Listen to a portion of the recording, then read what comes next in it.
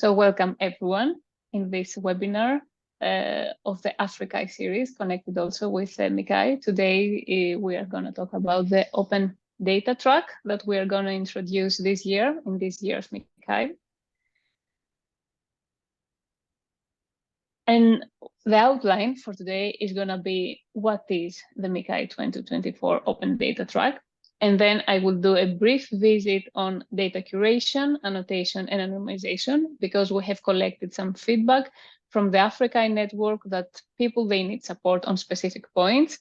Again, it's very broad, so we cannot go very into details with that, but we will give general feedback on how people can be supported with different tools and what is what, etc. And then it will be time for the main event of this webinar, which is going to be our invited speakers, Professor Donrich Thaldar and Aliki Edgcumbe. I'm very sorry if I say the last name incorrectly. Apologies for that. But they are coming from University from KwaZulu-Natal in Durban in South Africa. So I'll start with what it is, the open data track, which is a new intro in MICCAI this year. It is the first time that we have it in MICCAI history. And I will go briefly through the mission, the organization, the synergy that we are planning to have with African challenges, how you can be represented in this track, in this area, in MICCAI, and what is the general future vision that we would like to live after MICCAI 2024. And the mission, we are always starting from this equal representation for all in medical machine learning. And what we say usually that we have data, or in the research community in medical machine learning, we have data that coming from specific resources and very rarely from underrepresented regions. So the open data area aims to provide new publicly available datasets or revised, updated, different kind of datasets from the African continent. And what we want to call the MICCAI AFRICAI Repository aspires to become a high-quality repository to empower African researchers and democratize what we call these medical machine learning solutions, that they are not specifically built, trained, validated in specific type of people represented and in specific type of diseases too. So what we want to do is to provide data hosting options. So we will have this repository where you can put the data there that promotes fair data and long-term visibility to the community. And I also want to highlight that this is a great opportunity for cross-African researchers to collaborate too, because you can spot someone that is working possibly to the same problem, possibly with the data that they have, small data set on their solution. Maybe you have something that it can complement that and create a synergy. The organization of this track is done by Dr. Martijn Starmans, which is an assistant professor in AI for integrated diagnostics in Erasmus University Medical Center in the Netherlands. And unfortunately, he's not today with us. He's sick.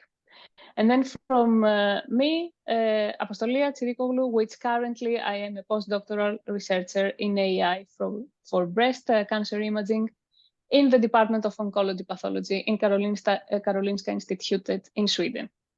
I think that our emails are well circulated in the AFRICAI network, but if you want to reach us out, please drop an email to Cecilia or the representative of the AFRICAI network. Then what we call that we would like to have a synergy in African challenges, because it is natural that these challenges are based on data that they are coming from the African continent. Then we are planning to host the data of the accepted challenges in this repo, in the MICCAI AFRICAI repo. But this is not the end. Of course, you know that the deadline has passed for the African challenges. In case that you have a set that it's applicable in that case, and you want to be represented and also part of this community, then this is the case. We are going to host all the high quality data that they are relevant, even if you have submitted in the African challenges or not. How to do that, apart from the African challenges, we are going to have a mechanism through the full papers too. If you are working, for example, in a project that works with a specific type of a newly introduced data set, that then we are working with the program chairs to have a mechanism in the review process to identify such cases. But the best case scenario is that you get in contact with us. We have already circulated a survey with you to see who is working with new data sets, who will be willing to share, to be part of the open data track and in the repo. So soon you will hear back from us, but if you haven't filled that survey, please get in contact with us so we can see how we can accommodate your data. And as I said in the beginning, we are not aiming to have that as a one-time thing. We would like to build a whole community around it, and a repository that we will gather in one place, useful quality data, and that will be for all and will enable advanced research and collaborations. We are really aspiring and hoping that this initiative is going to last and even more get strengthened through the upcoming years. I will now shift a bit to the details of the survey and what was requested as support. Most of them, they were related to data curation. So I will go a bit briefly into some points of that. I don't want to be very, very detailed because we hold the first AFRICAI summer school this September, and we have like really a lot of material there. I'm putting the link here. I'm just urging you like to visit that and see all the different steps on data curations, the tools, the code, the different examples. It's there to accommodate your needs. But data curation is in general the act of data engineering and modeling. And that is not like one thing that you say that, okay, I'm curating my data. It's like pieces here and there. And it's a whole pipeline that it starts always from data collection. It goes to cleaning, then to annotation, anonymization, normalization, transformation, etc. Several steps, which doesn't mean that all of them, it's gonna be part of your data curation pipeline, but it's specific steps that will ensure a high quality data set at the end to work with your application. And it is an iterative process. It doesn't happen once. Any update that happens to the data, it needs to then ensure on each step of the data curation that fulfills a high quality standard. So you know that you don't have any outlier that it might affect your end result. I will touch briefly again upon all of the steps on data curation, and then a bit more in specific to annotation and anonymization. So everything starts with data collection. You have to have some data to work with, right? And especially for medical imaging, or if you want medical data, this usually comes from various sources, like either it's public or private or a combination of them, but always make sure that you can collect some data. If you cannot collect some data from the task that you envision to solve, then it's a point that you should revise the scope, let's say. After that, it comes the cleaning, which is dealing with the missing values, very common to medical data. And what you will do, if you can replace them or be in contact with clinicians and experts that you can have an input for them, then you eliminate duplicates, handle outliers, correct inconsistencies, and remove corrupted data in order not to mislead your algorithm. Normalization, it refers mostly to the rescaling of data values to a specific range. If it's needed, normalization is not always a standard step, but it's a common step. Transformation, very common step also. You need sometimes to transform your data into suitable formats from your algorithm, sometimes even it is needed to do some features engineering, as we call it. Maybe you extract features from your data and you train your algorithm with these features. This is under the transformation realm. Then integration, when you have data from multiple resources, you need to merge it and harmonize them in a way that it makes sense, that it's consistent.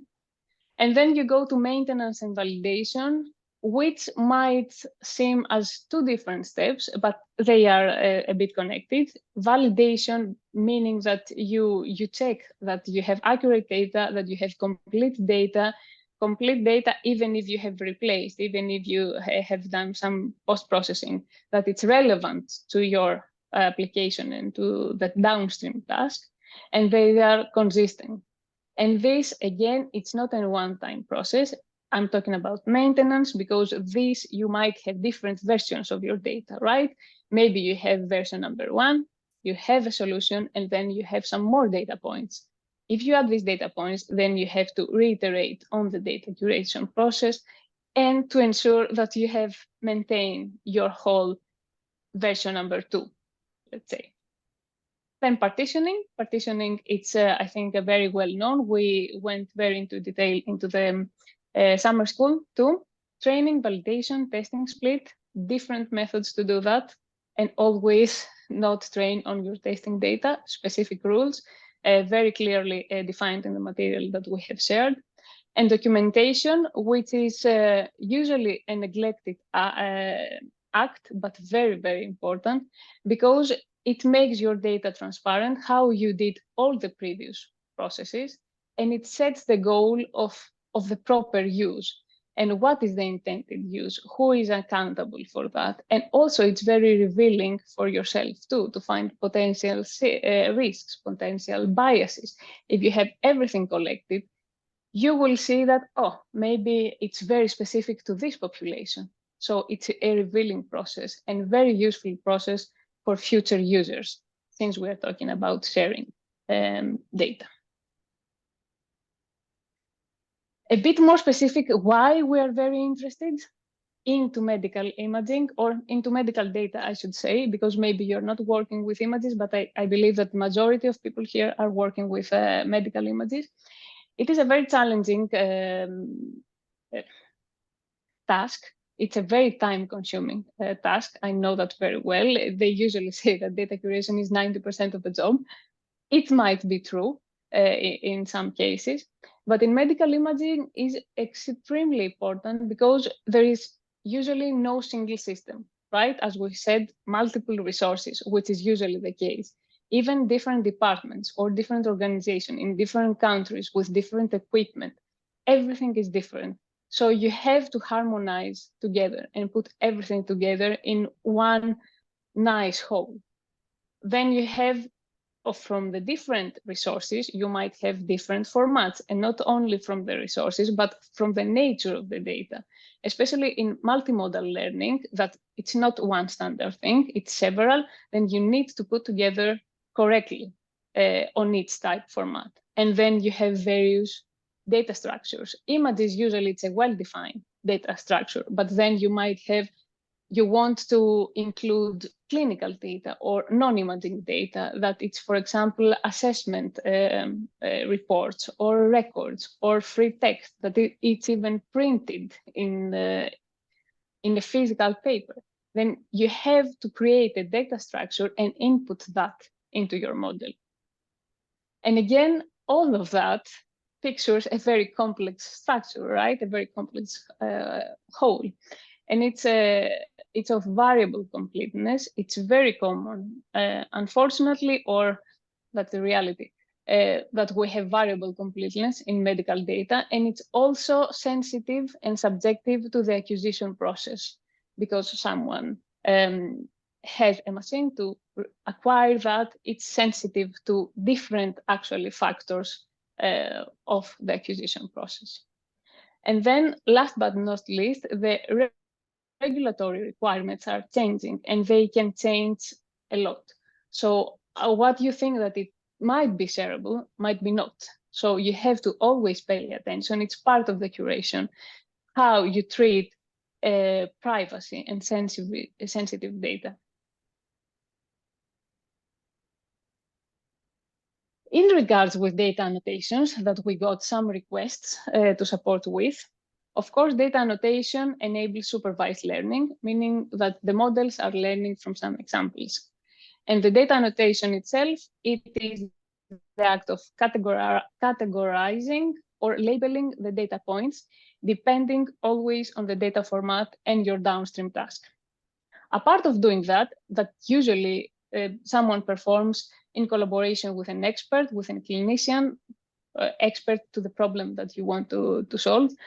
It's not only that, when we talk about data annotation, we should always include validation of the quality of the annotations.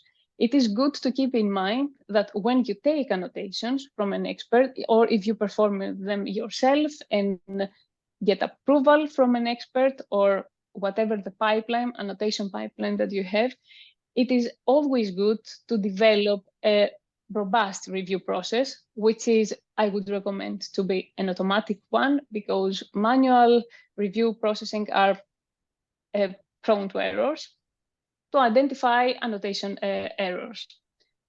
And in general, to perform annotations, there are several resources. We got some requests on what to use to annotate data. It is a choice that it could be very individual, and again in collaboration with the person that's gonna perform the annotations with the expert, because there is a learning curve to each tool, and it should suit the needs and the background of each one that are performing the annotations. I have listed here some examples that I hope it will be useful. For example, for 2D annotations, and not very super resolution, as is the whole slide images of pathology data, I would recommend Label Studio or Pixel Annotation Tool. Both of them are configurable, so you will configure it yourself according to the needs of your task and to the needs of your collaborators. These are great choices. Then if you have digital pathology data exclusively, nothing else, it's another tool, Quick Annotator, because whole slide images, the resolution is crazy, it's super fine, so you need a specific tool for that. And then if you are working with radiology data, which is usually 3D data, not always, X-ray data, for example, could be 2D, but if you're working with radiology 3D data, there are several options out there, very good ones, like ImageJ, MICCAI Workbench, ITK Snap, 3D Slicer, or Mango Viewer. Play with them and see what fits best your application. And there are plenty other there. This is just recommendations, open source recommendations always.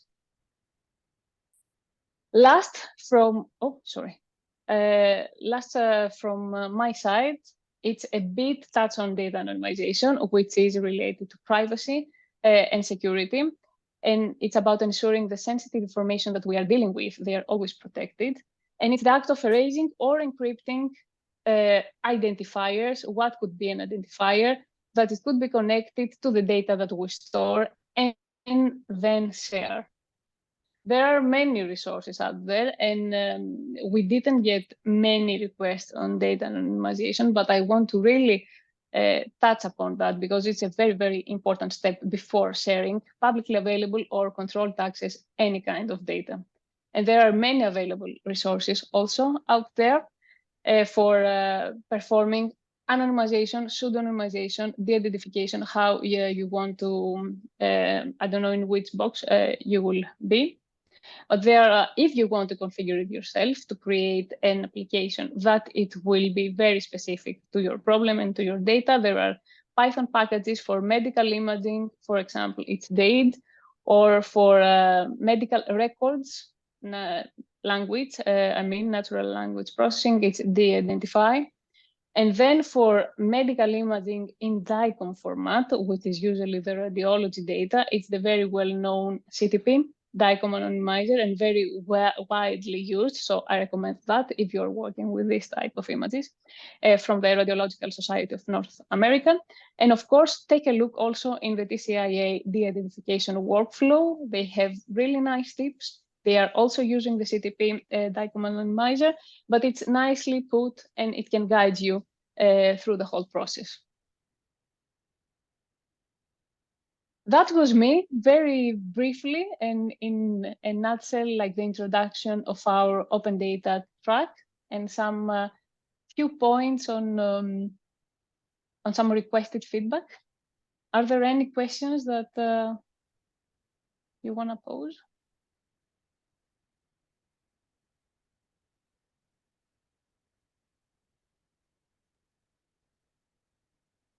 Now is the time to ask feedback for anything related to data curation in specific.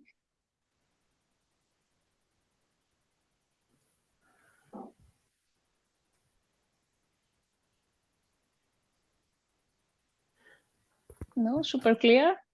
I'm happy for that. Yes, I think it is. Thank you. Okay, good. Then we go further.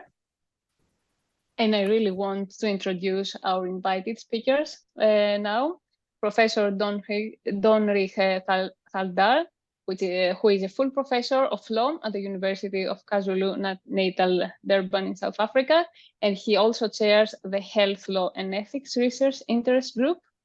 And Ms. Aliki Edgcumbe is a lecturer in the School of Law and is a member of the DSI Africa Law Group, which explores the legal dimensions of using data science for healthy discovery and for innovation in Africa. Very welcome. I'm very happy that you are here, and thank you so much. Thank you very much for the introduction. It's our honor to participate.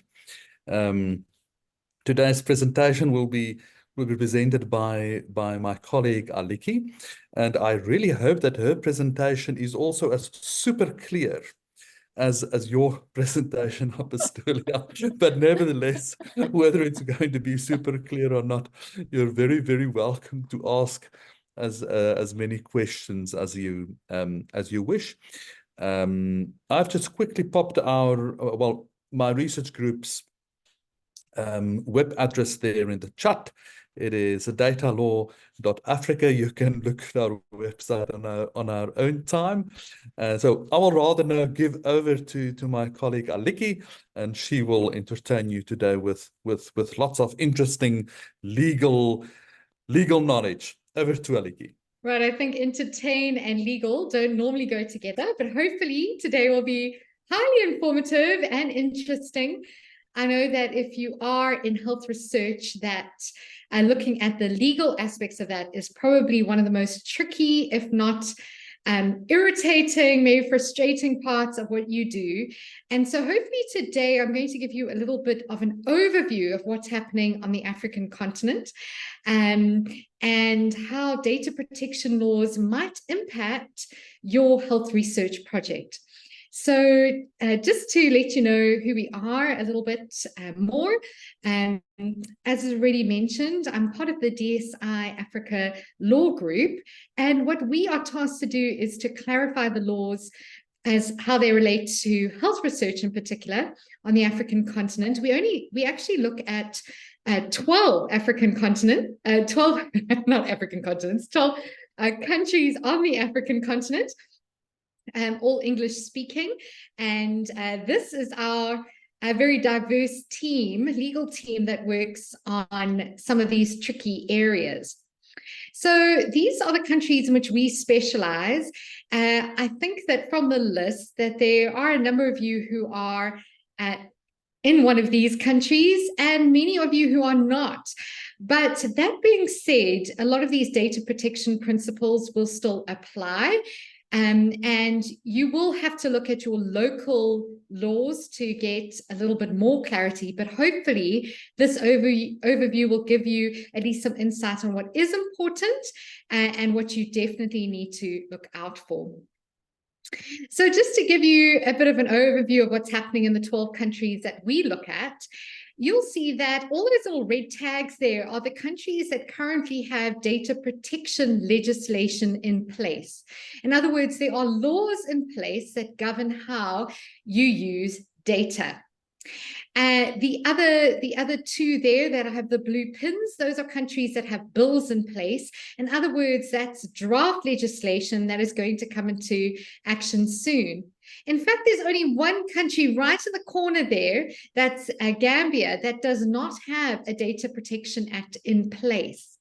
And so as you can see, the African continent very quickly is putting these pieces of legislation in place. So like I said, out of our 12, we're only looking at one currently that does not have either a piece of legislation or a draft in place. And this has happened very quickly. Ghana kicked us off in 2012, but you'll see that in the last few years, 2018, 2019, 2021, and this last year, 2023 with Nigeria, everything has been really gaining momentum, and the world it's really on our radar that we make sure that we look after the rights of data subjects. Sorry, would you like, is that a question? Okay, so I'll come back to that. So on the African continent as a whole, you will see that it has followed the same trends of those other countries that we're looking at. Out of the 55 countries, 35 have data protection acts in place, and those are the countries that are in green, and 3 have bills. The countries that don't have any data protection legislation in place currently are those that are in red. And those countries, there are fewer and fewer of them every year. So I can say with great certainty that really, if you are involved in any kind of health research, these pieces of legislation need to be on your radar, and you need to make sure that you are complying with them. And so what does that look like? Well, when we're looking at personal information, it's important to understand what personal information is. Now, I'm taking this out of South Africa, and I'm going to show you a few countries, and you'll see that really there are similarities, which is why even though we are not able to touch on every country that is represented here, you're going to get a feel for how this legislation has been put together. So when we're looking at personal information, it's identifiable information. In most cases, it's identifiable information related to a natural living person, so a person that is alive. There are some exceptions. In South Africa, we also protect juristic persons. So those are not people, those are things like companies, etc. And so personal information relates to all kinds of things that relate to a person that can be identified, including in which what I've highlighted there, their physical or mental health, their medical information. All of that information is considered personal information. And so if you are involved in any kind of medical sphere where you're doing medical research, it's a good chance that you are actually dealing with personal information, which means that these pieces of legislation are actually applicable. They actually govern a lot of what you are doing in your health research. Okay. So you're going to see that this is the case across many countries. I've just looked at Botswana, Kenya, and Ghana to give you a feel. And across all of them, identifiable individuals, all relate to personal information or personal data. So in South Africa, we talk about information. In other jurisdictions, they talk about data. That's the same as the GDPR. So when we're talking about personal information or data, we're looking at the actual information, what you are saving on your hard drive, or the documents that are coming out of the hospital. That's the information that we are protecting, or that is governed by these data protection acts. It's not the sample itself. So the X-rays or the images that you are taking all form part of the personal information of that particular person. Okay. Now, when we are dealing with health information, Not only is it personal, but in many jurisdictions and many countries, it is seen as special personal information. Another word for that is sensitive information. And you'll see that health forms part of that information in South Africa, as well as other jurisdictions. And here I've just chosen Zimbabwe as an example, where health information and genetic information are all seen as sensitive or special data. Now, while that's important to know is that there are extra regulations that apply to this kind of data because of its very sensitive nature. And so it means that when you are dealing with this kind of information, you really need to be aware of the laws that govern this very, very special sensitive information.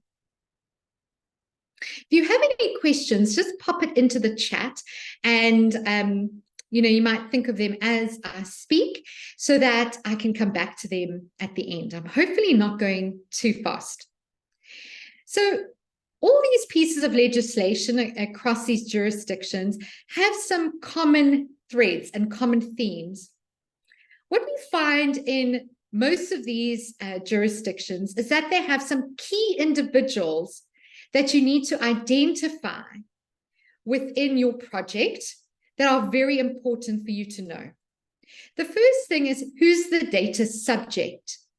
And when we're talking about that in research, you'll often call that person the research participant. Within these pieces of legislation, it's often referred to as the data subject. We also have the data controller, or the responsible party. Now, this is a very important person, and that's the person who decides what happens to the data. In other words, how it will be processed. This is important because this is the individual that actually has the legal responsibility, and it will normally fall on the PI and the research institution as the employer. We've also got the processor. This might be an individual who is not the responsible party, the PI, him or herself, but might be another individual who is actually being tasked to process that information in a specific way.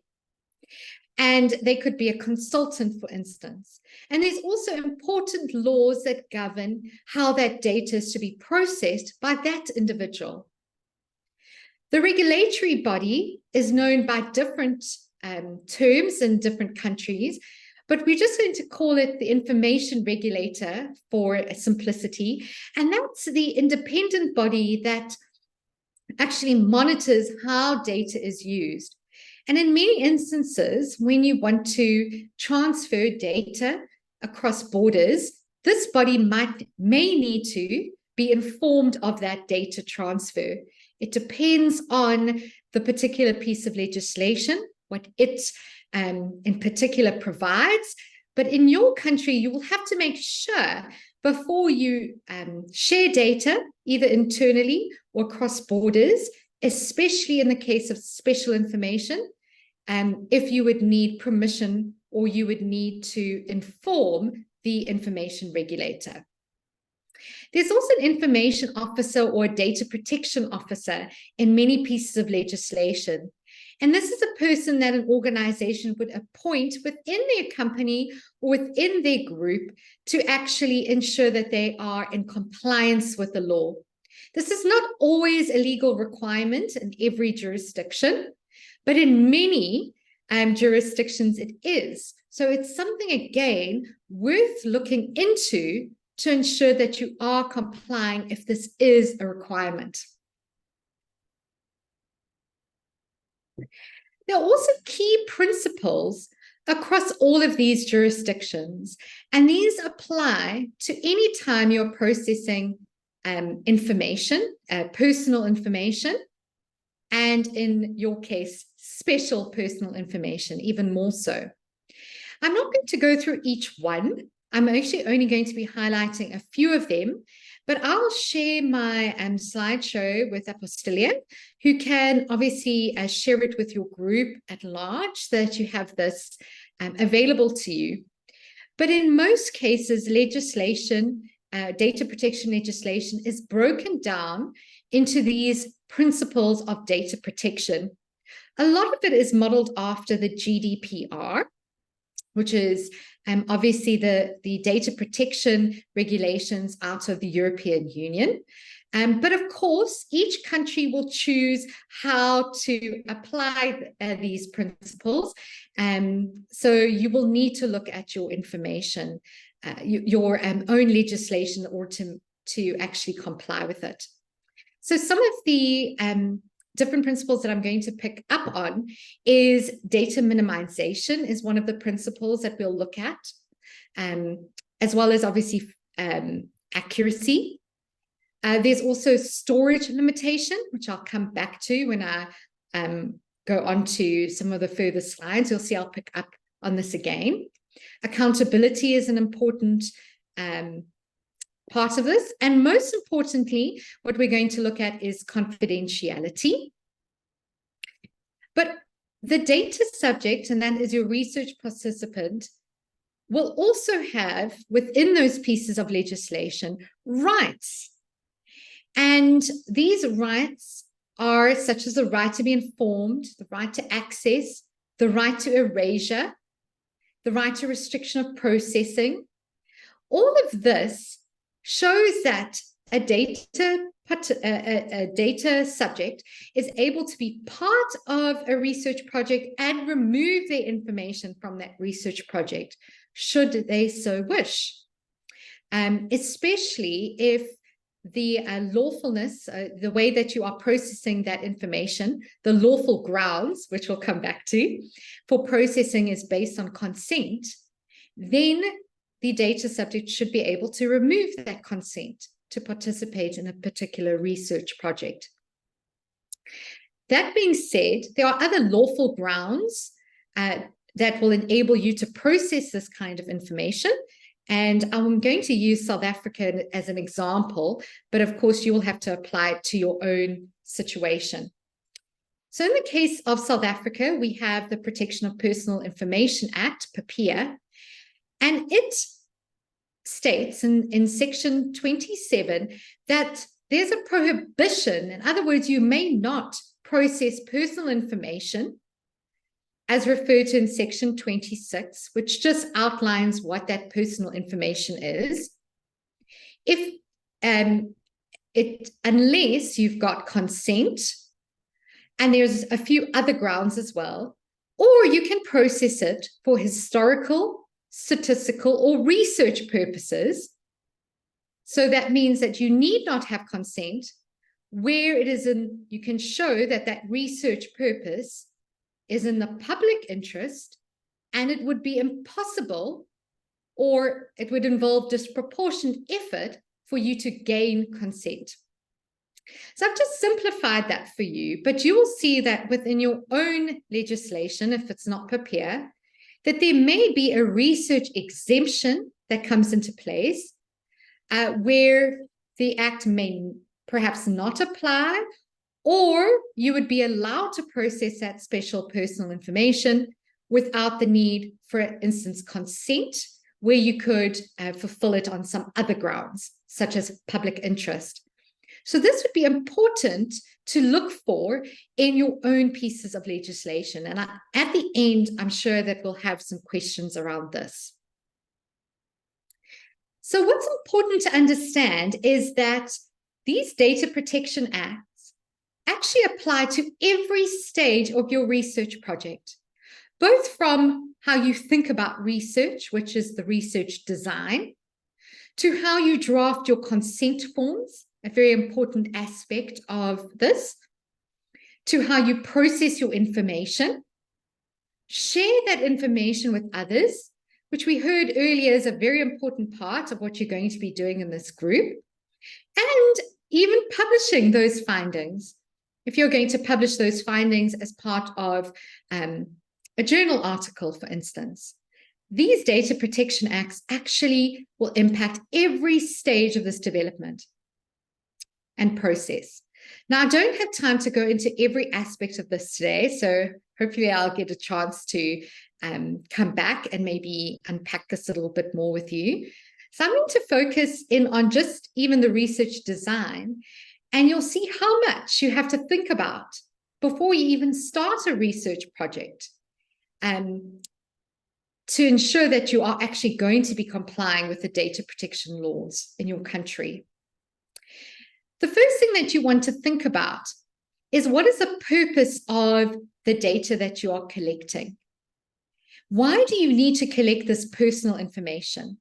Now, this is important for you to understand, because what we looked at, one of the principles is data minimization.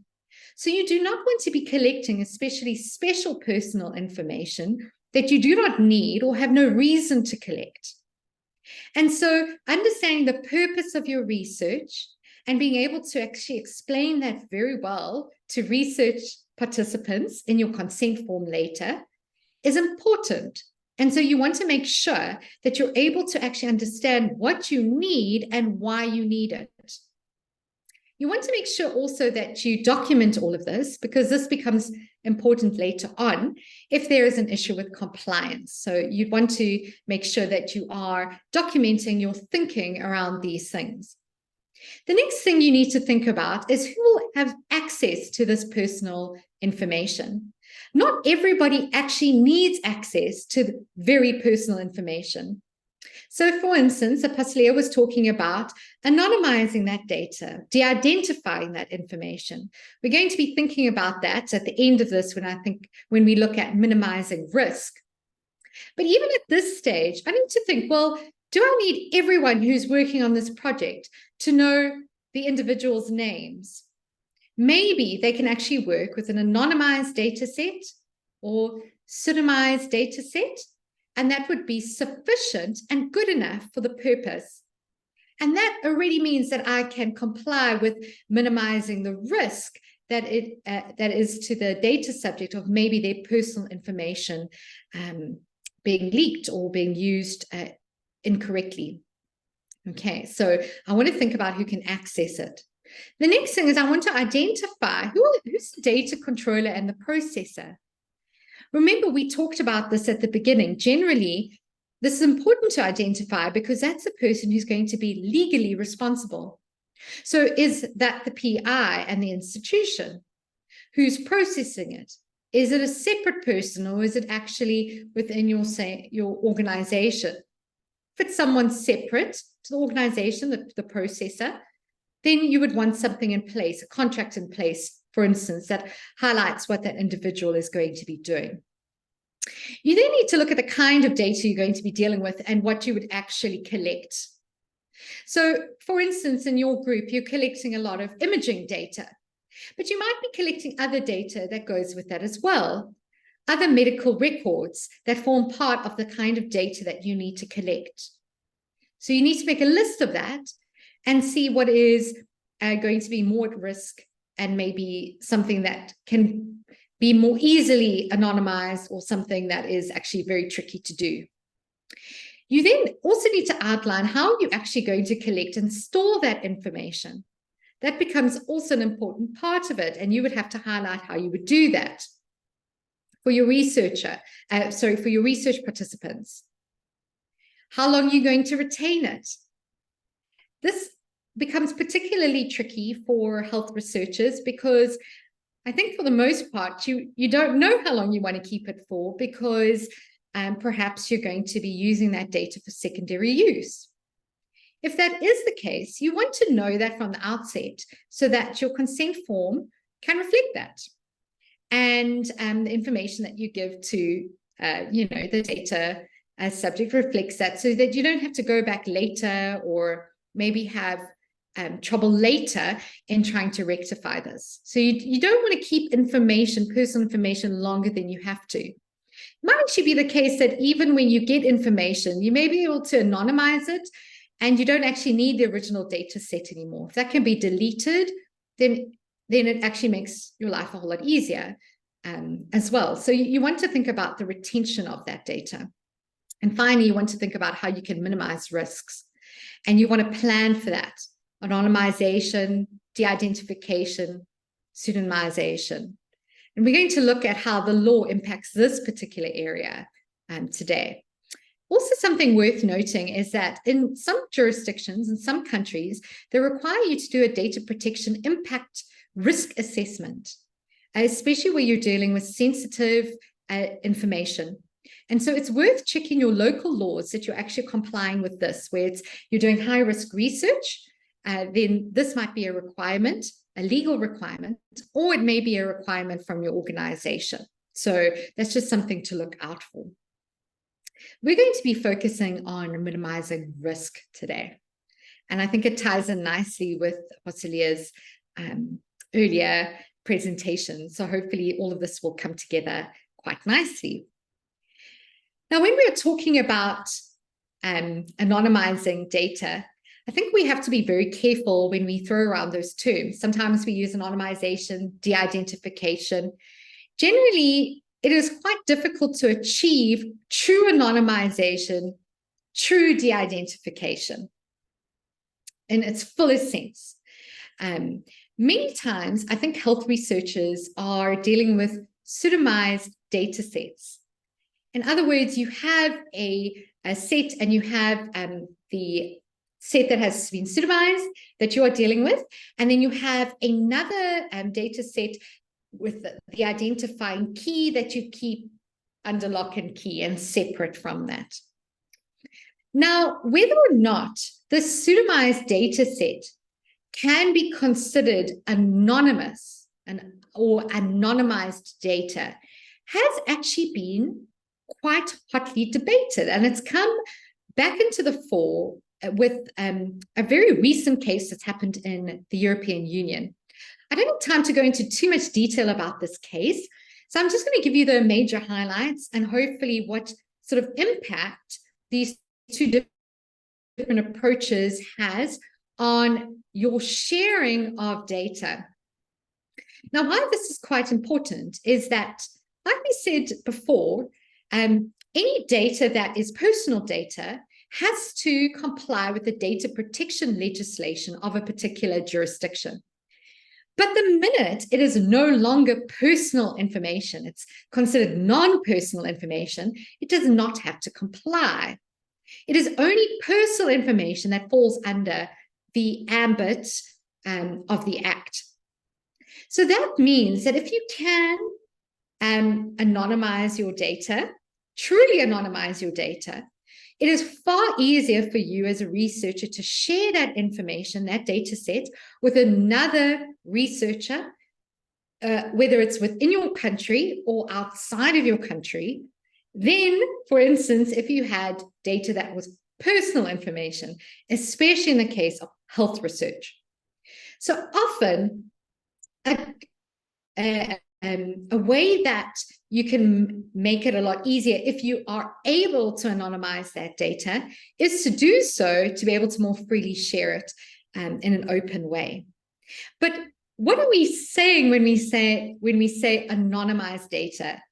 What if you have actually pseudonymized that data and you have that separate key? Can it ever be considered anonymous data? Now, that is where we come to these two different approaches. And actually, Professor Thaldar, who is also on the call, who introduced our team, will be able to answer this, I think, in the Q&A at the end, because he's written a very beautiful article on this in the South African context. But the two different approaches are as follows. There's a context-agnostic approach and a context-specific approach on how we deal with pseudonymized data sets. So let's see how this works. The absolute approach tells us that data is only truly anonymized, or may I say de-identified, if we want to talk about it in that way. In other words, no longer personal information, if there is no one in the world who can re-identify that person. Okay, so if just one person is able to re-identify the data subject, we would say that that information remains personal information. And so because of this approach, and if we take this school of thought, pseudonymized data and pseudonymized data sets are always always personal data, because somebody retains the key that is able to re-identify the particular individual. Okay. So that's one school of thought, and generally that has been the preferred school of thought. The other school of thought is context specific. This is a relative approach. In other words, we look at it not whether anyone in the world is able to re-identify an individual from that data set, but whether the data recipient, someone who receives that data, is able to identify the data subject. In this way, a pseudonymized data set can be considered non-personal data if in the hands of the data recipient, that individual would not be able to re-identify the data subject. And I'm going to show you within an example how that works, and because it is a little bit tricky. Now, like I said, generally, the context agnostic approach is the one that has been followed. So you'll find that in a lot of your own maybe internal workings of your organization, you might be told that pseudonymized data is still personal information. And yes, within your organization, it very well will be.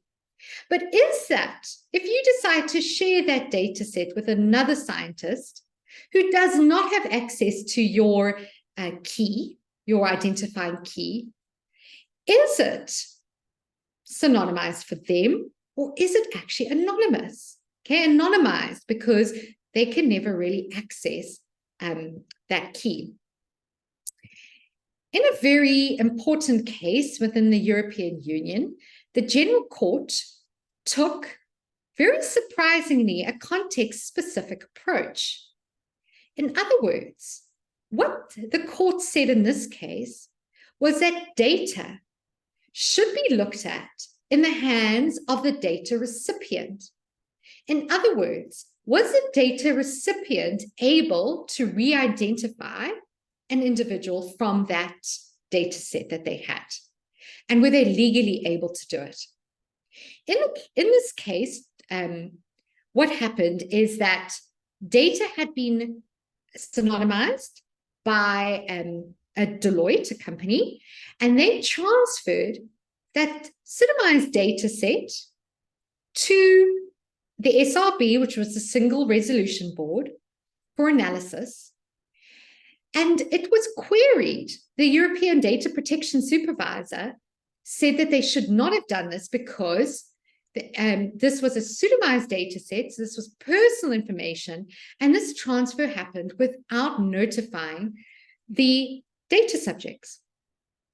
What SRB argued was that it had not transferred as pseudonymized data, it was actually anonymized in the hands of the SRB. Sorry, Deloitte had not transferred it. It was anonymous in the hands of the SRB.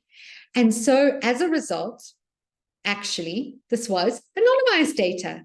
And so they did not need to comply with data protection laws and actually did not need to notify the data subjects. And the court actually said, yes, in the hands of the Single Resolution Board, they had no legal means to obtain the identifying key. They did not know whose data that was and could not identify from the data any individuals. And so, in fact, in their hands, it was anonymous data, even though it was pseudonymized in the hands of Deloitte, who were the senders of that information. And so the court actually took a relative approach here.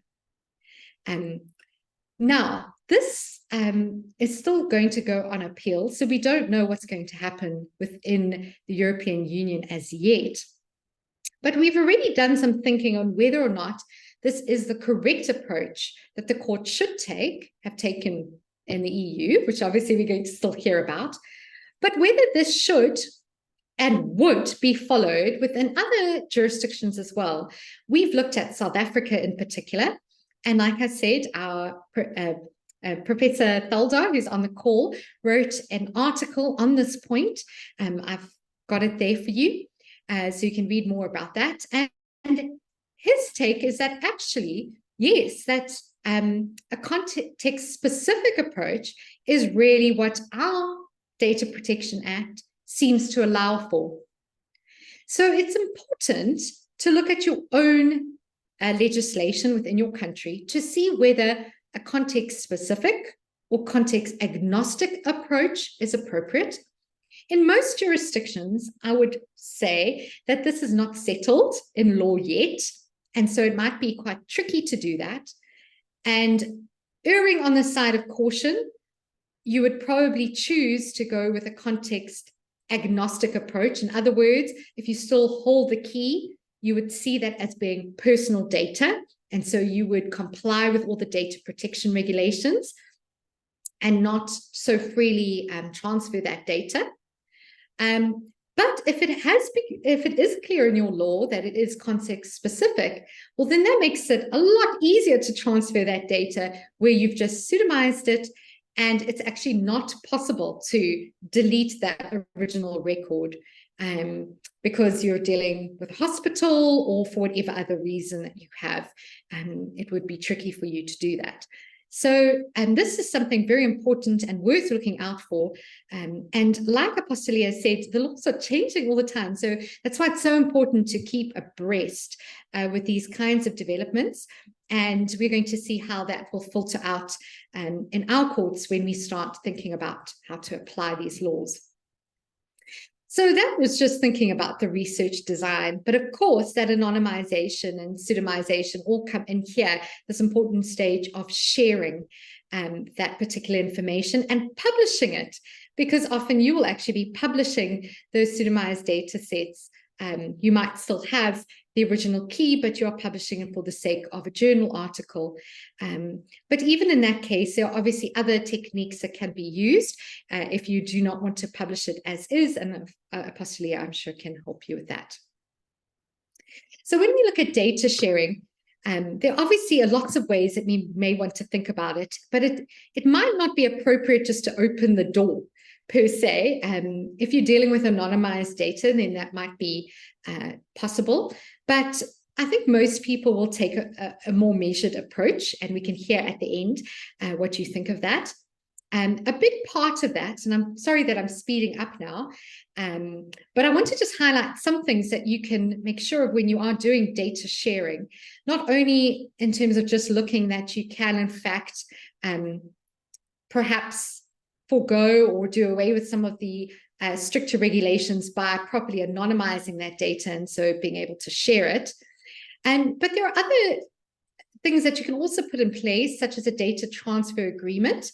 So you would sign that with the party that you are sharing that information with and how they may use that data. That would obviously be a very important thing to do when you're dealing with sensitive information.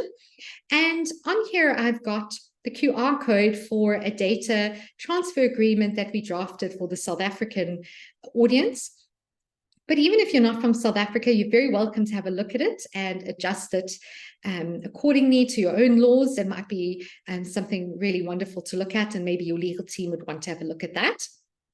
And for the most part, when you're looking at cross-border data sharing, one of the strongest regulations that comes through across the board is adequacy, and actually making sure that data protection laws in different countries have equivalent protections in place for data subjects. And I don't have time to go into this, but you will see that as coming through as quite a strong theme when we're looking at data sharing, and maybe that's something that I'll be able to come back and do at a little later stage. But just to give you a broad overview, when you're looking at multiple jurisdictions, what's important to understand is that you not only have to comply with the regulations of your country, say you're South Africa, but also the regulations of the country that you're working with. And if you are working across different jurisdictions, this becomes very important that you make sure that you are familiar with the data protection laws of all of those countries. I don't have time to deal with adequacy. But what I'd like to highlight is that in many jurisdictions, there may be research exemptions that will make your life a lot easier. So please have a look for those within these data protection acts and see whether your research can actually, fall under one of these research exemptions and make it a lot easier for you to do this kind of data sharing. Of course, still protecting the privacy of your data subjects through means of de-identification. The last thing that I wanted to raise about de-identification is just to understand that the different jurisdictions do use different terms for this: de-identification, anonymization. But in all these jurisdictions, there are different tests. And so it is, if you are reading articles, a lot of the times we'll read articles based in the GDPR or within the US, they actually have completely different tests to what we have even in South Africa. So just to make sure that you are going to your own legislation and ensuring that you have, in fact, properly anonymized or de-identified that information to the standard that your country or your piece of legislation is requiring. Be very careful of reading articles from other jurisdictions and thinking that it automatically will apply within your country. If you didn't get the QR code, it is up for you there again, but I'll share that with Apostolia. And I won't talk about consent, although I'm sure you'd like to know about consent, but maybe that's something I can do in the Q&A. Professor Thaldar has already put our website into the chat, but I've got it up for you there as well. And it's got wonderful resources available on those 12 African countries. So you can see all we've written. There are also blog posts as well. And we've got all the legislation available in the easy to find way, also on a little map of Africa.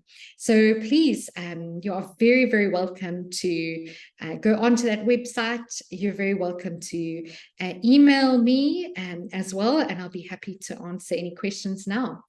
So yeah, back to the team.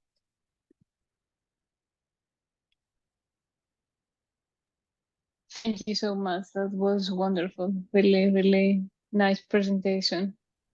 And a lot of information. I myself have so much questions, but I should limit myself, at least for the beginning, to give the floor if there is any of the researchers in the audience that they have any question.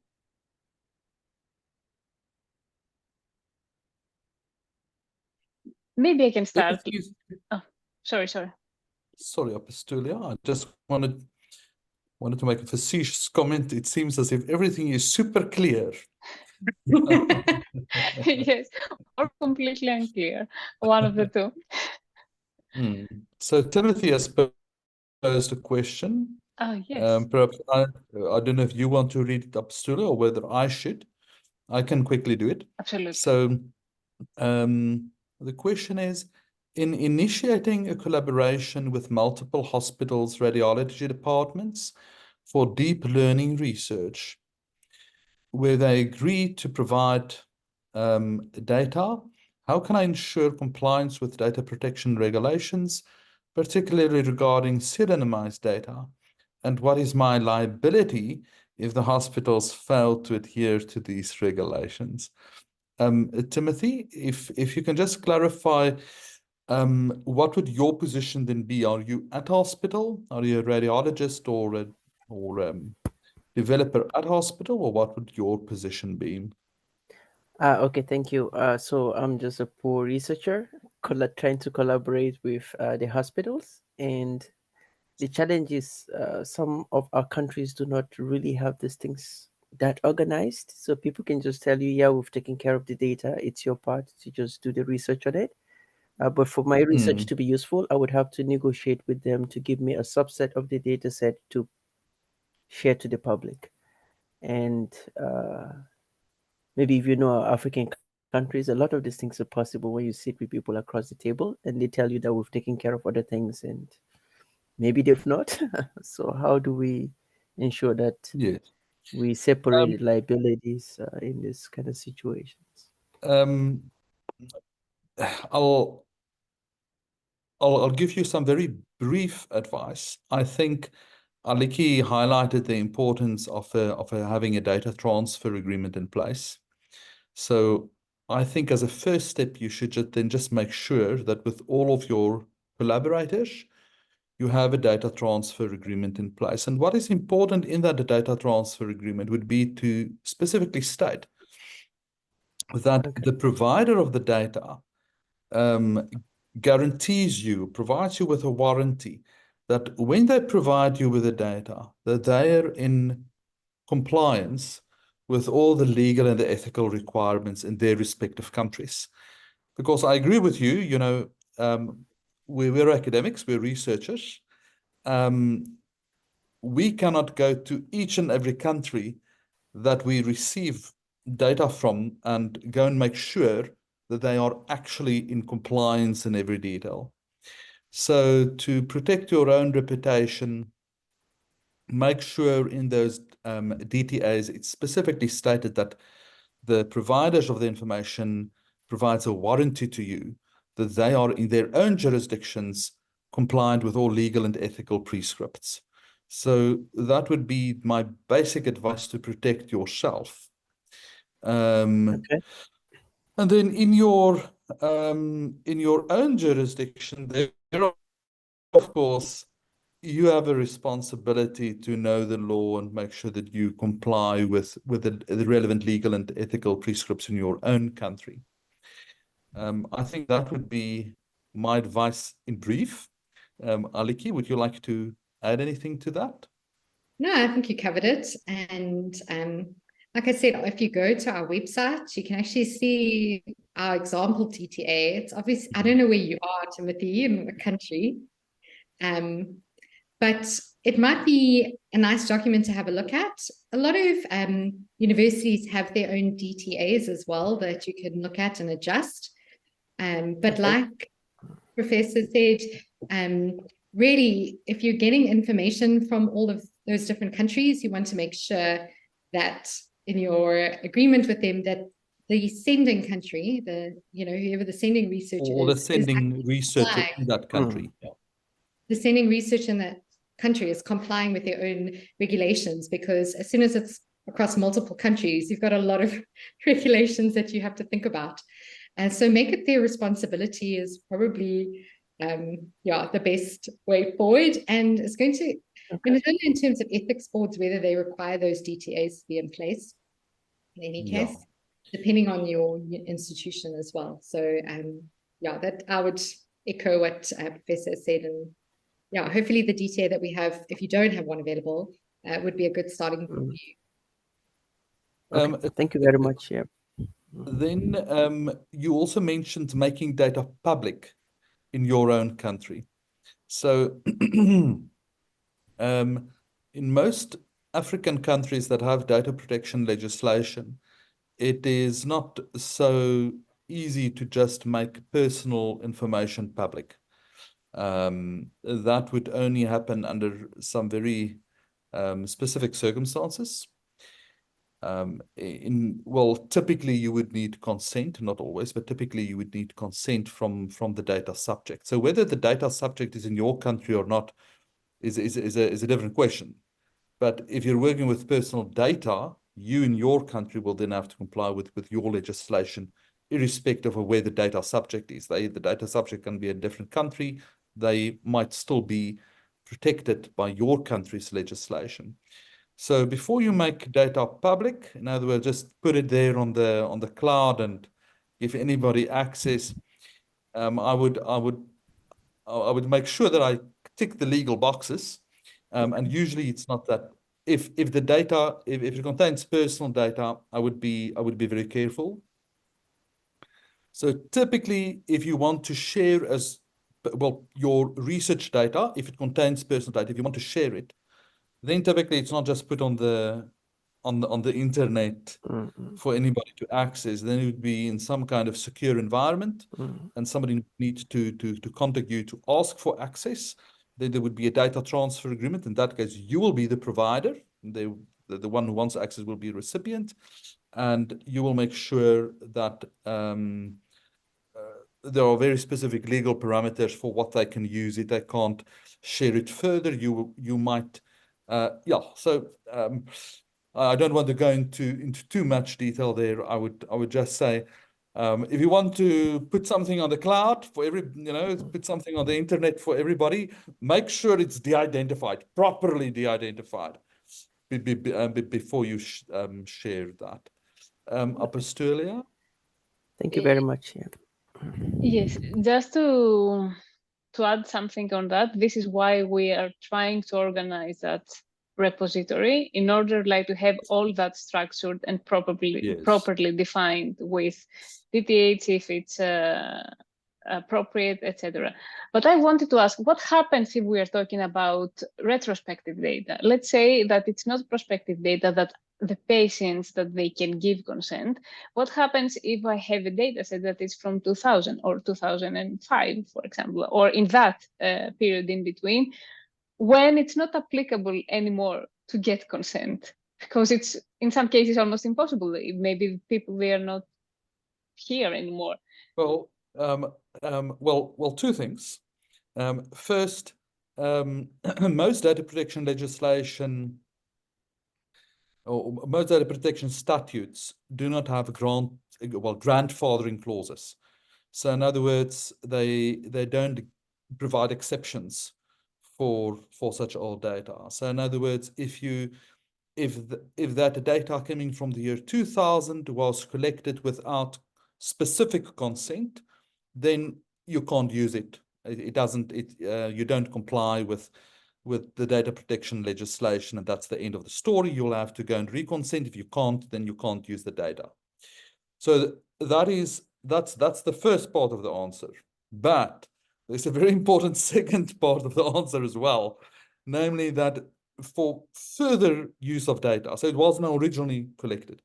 For further use of data, there is often a research exception that Aliki highlighted in many data protection statutes, saying that if you're going to use it purely for research, then there's an exception, and there can be certain criteria for when you can use it. In PUPIA in South Africa, it seems that the research exception is dependent on whether the data was initially collected with specific consent. In other words, in South Africa, if the data wasn't collected with specific consent initially, the research exception doesn't apply, the data is useless. You'll have to reconsent or forget about the data. But it might be different in different jurisdictions. In other jurisdictions, your research exception might be a lot broader and easier to use. Great, thank you. Because I had also that in mind, and it might apply in some cases, so please check. Because I know, for example, for us, we got older data, and then the ethical board approved research use in that sense that consent wasn't given. So consent was waived for that retrospective data. Okay, but now remember, you need to very clearly differentiate between an ethics committee that thinks it's ethically fine. That doesn't give you, So differentiate between ethics and the law. So very often researchers might think, oh, well, I don't always need to have consent by the research subject because I can get, because as in your case, the ethics committee might decide, well, they don't require it and you can proceed. But that's from an ethical perspective. That doesn't necessarily tick the legal boxes. So, for example, in South Africa, an ethics committee might decide that they're happy for me to use data coming from the year 2000 that was collected using broad consent, not specific consent. But if I do that, I would definitely be acting unlawful. I see. Even with the ethics committee is concerned. Remember, the ethics committee, they're not lawyers. They don't know the law necessarily. They might have a lawyer, but that doesn't mean, well, that they necessarily know PUPIA and the data protection legislation. So you need to comply both with the ethical rules, but you must also ensure that you're legally compliant. And so never assume if the ethics committee approves something that you're then automatically legal compliant. Great, thank you. I see there's a question from EO. It reads, does Africa have data privacy and data security policies such as the GDPR in the EU and PIPEDA in Canada? This might add insights to some of these questions. Working data strategy and security in Canada, these issues are taken very seriously. Hefty fines apply, yeah. So the EU is, of course, a far closer union than the African Union. So the African Union does have a data protection convention, the Malibo Convention.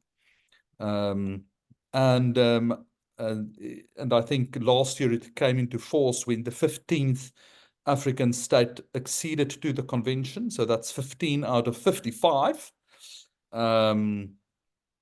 So it's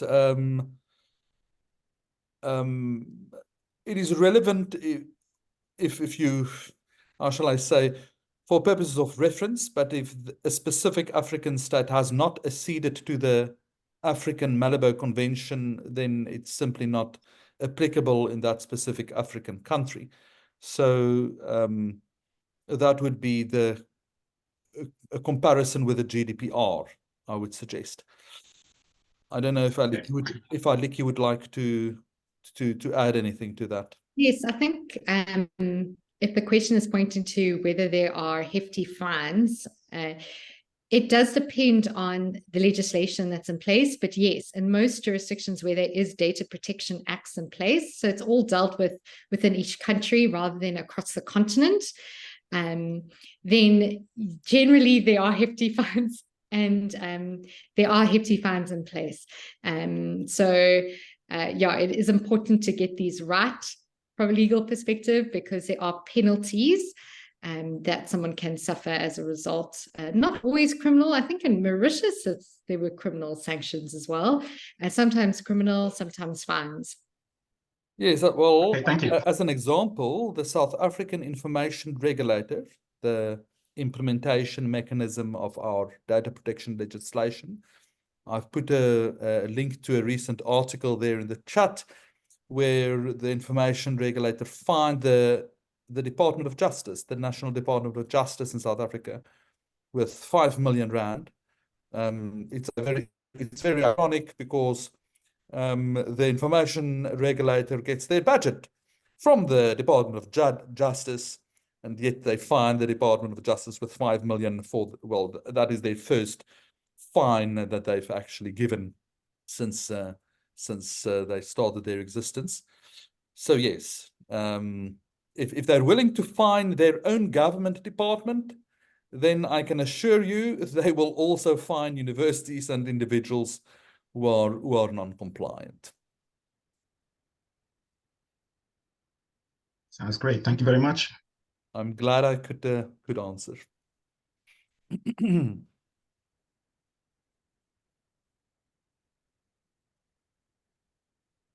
There's another question by Emmanuel Olateju. He says, please would need guidance on publishing an EEG dataset collected in my region. Who can I reach out to? Okay. I would suggest, and in your research institution, your university, you should speak to your own legal services. They should know what is your local data protection legislation. They would be able to advise you. Typically, as Aliki explained in her presentation, data protection focuses on protecting personal information. So any information that relates to a person and that can identify a person would be personal information. Once you take away, say, direct identifiers, it is possible to de-identify what used to be personal information, and then the data protection legislation would not be applicable anymore. How exactly, what the standard is, whether something is de-identified, those tests, those standards differ from jurisdiction to jurisdiction. So, for example, in PUPIA in South Africa, the test is there a reasonably foreseeable method to de-identify? To re-identify. Is there a reasonably foreseeable method? It can be anything. So the question isn't, will there be a method to re-identify in 20 years or in 50 years? That's not the question. The question is specifically, is there currently something that's reasonably foreseeable, any reasonably foreseeable method currently to re-identify? If there's such a method, then it's not de-identified. But if we cannot currently reasonably foresee a way to re-identify it, then it is de-identified. It's not personal information anymore. The Act doesn't apply. You can deal with it like with any other non-personal information. But that test will differ from jurisdiction to jurisdiction. You just need to make sure. And I think the first thing that your legal services will look at is they will look at your EEG data set, and they will think, well, can that data set identify any individual? Yes or no? If the answer is yes, it can identify an individual, and if your country has data protection legislation, then in all likelihood, you will not be able to publish it. At least not without the specific consent of the individual that you can publish their information in the way that you intend to do. I hope I've answered that question. Let's go to the last one. Please, we have a data set of multiple retinal diseases. We get this data from a hospital. Now we will try to publish this data set, and I want to know if we need a legal paper in order to publish it. Okay. I think this is very much the same as the previous question.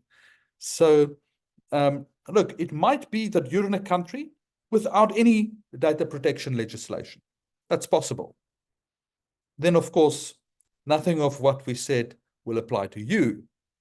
But if you're in that area of Africa that Aliki indicated, or those countries that have now enacted data protection legislation, they're very similar to the European GDPR, because they all track their roots to Convention 108, which dates from the 1980s, quite far ago, you know, when I was still a young boy, and already had basic data protection principles. And then gradually, many of these pieces of legislation were based on Convention 108. So that is why they're all very much the same. That is where the idea came from, for example, about the dichotomy between personal information and non-personal information. So both of these kinds of information can relate to humans, but the personal kind, those that can identify you, that is the kind of information that's the object of protection, not all the other kinds of, well, non-personal information, even if it relates to a human. So if you've got, say, an image, but that image cannot identify an individual, then it's non-personal information, and these statutes will not apply. But if that image, think, for example, of genomic data, it's unique to only you, except if you've got an identical twin. But else your genomic data is unique to only you. So in other words, it can uniquely identify you. You cannot de-identify a whole genome sequence. Perhaps if it's just a small part of the genome, there can be many people with certain alleles for a certain gene. Yes, then you can de-identify. But something like your fingerprint or your whole genome sequence, those are things that will always be personal information that you cannot de-identify. You can perhaps encrypt them and things like that, you can't de-identify them. So it depends on your kind of image. And then the test will be, in South Africa, is there a reasonably foreseeable method to connect the person to that image? But if your image is so generic that you cannot that there's not a reasonably foreseeable method to connect the person to that image, then it's non-personal data. You can publish it wherever you want. I see there's another, some additional questions, but I think at this stage I'll give over to Aliki. My mouth is now dry.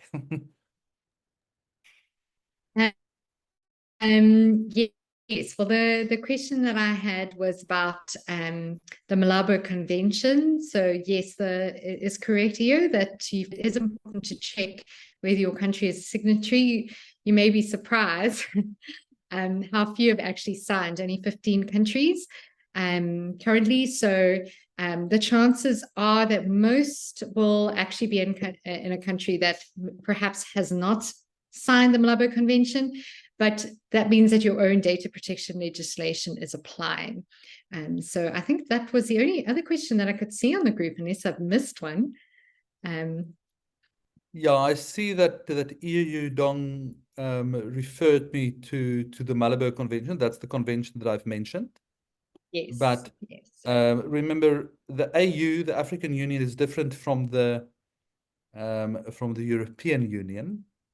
So the African Union, so the Malabo Convention will not automatically be applicable in a specific country. The country will first have to accede to the Malabo Convention, and then also depends on their domestic law whether the Malabo Convention would in fact, what we call in law, certain conventions are self-executory, others are not. If they're not self-executory, then that country's parliament would need to create legislation that incorporates the principles of that convention before it becomes law in that domestic jurisdiction. So don't confuse the African Union with the EU.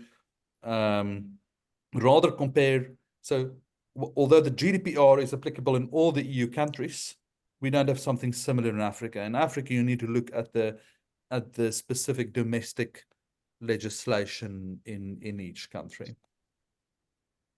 It'll be interesting. It might just be interesting to note that the Malabo Convention doesn't even mention things like pseudonymization, anonymization, de-identification, a lot of the words that we are discussing here today.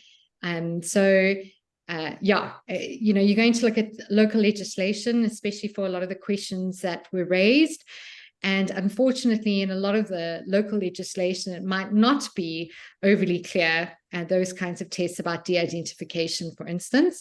It might not actually even mention the word de-identification or anonymization. You'd have to look at the definition of what is actually covered by the Act itself. So what is personal information, to be able to decide whether your information falls under that. And so that's why it's important to go to your legal team at your organization to ensure that you are actually complying with your local laws. Before our time is up, I'll answer one more of the questions. So Abu Arifa asked, does it mean the use of retrospective data approved by ethics committee is unlawful if no consent was obtained from the patients? Not necessarily, but it might be. What is important is to differentiate two things: whether something is legally compliant and whether something has ethical clearance. So the fact that you've got ethical clearance doesn't mean that you're legally compliant, and vice versa. You might be legally compliant, but you might not necessarily have ethical clearance. So don't think that the one means the other. Don't confuse them. They're separate things. So to answer your question, I need to know in which country you are, because different countries will have completely different rules regarding this. So typically, they're not grandfathering. In other words, typically, you cannot just use retrospective data without reconsent. But you guys are all doing research, and research would give you an exception where you do not need consent. So typically, a research exception in law means that you then that you have a ground on which you can lawfully use the data. Your ground is research, which is an alternative to consent in law, at least in data protection law. But that, although it's typical that there are research exceptions, it is not always the case in all countries. So we need to know in which country you are. And in a country like South Africa, our research exception, we don't need consent to do that research, is dependent on having specific consent initially. Meaning, in South Africa, that if you're working with retrospective data, where there wasn't initially specific consent for the collection of that data, you cannot now rely on the research exception. However, if there was initially in the year whatever, 2000, in the year 1980, if there was at that stage specific consent for the collection, you can now use it for research without further consent. That is the position in South Africa. In other countries, it might be different. I think the main message is make sure that you do your ethics clearance, and then also make sure with your legal services, your university, that you're also legally compliant. I hope that that will be useful. And this is the best take-home message. Like, make sure that you contact your legal department and ethics clearance. Ethics clearance. At least if we create some awareness about these issues, then at least people know that it is necessary to look at them. Right. Exactly. Yes. Yes. That was wonderful and very, very useful. I'm glad. Yes. I'm glad. And now we are 4 minutes over